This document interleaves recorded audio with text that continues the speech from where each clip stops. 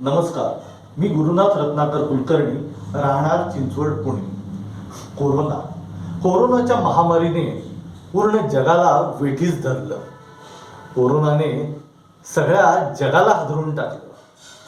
पण याच वेळी कोरोनाच्या काळात पोलीस कर्मचारी, सफाई कामगार आणि मुख्य म्हणजे वैद्यकीय अधिकारी वैद्यकीय कर्मचारी म्हणजे डॉक्टर, नर्स यांनी आपल्या जीवाची बाजी लावली.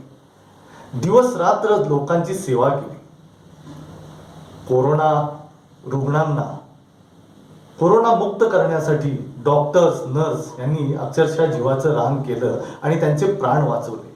पण वैद्यकीय सेवा वेळीच न मिळाल्यामुळे, औषधोपचार वेळीच न झाल्यामुळे अनेकांनी प्राणही गमावले. माझे वडील 24 डिसेंबर 2020 ला गेले.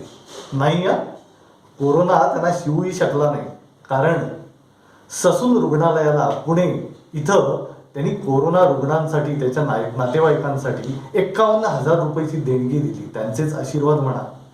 वडील देवाघरी गेले पण कोरोनाला हरवून गेले.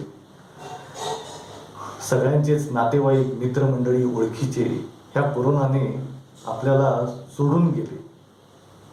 पण ह्याच कोरोना काळात माणुसकीचं दर्शनही आपल्याला घडलं.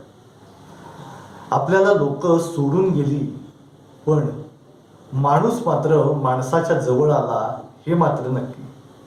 माणुसकीचं दर्शन ह्या कोरोना काळातच घडलं. धर्म, जात, गरीब, श्रीमंत हे सगळं जुगारून माणूस माणसाच्या मदतीला धावून आला.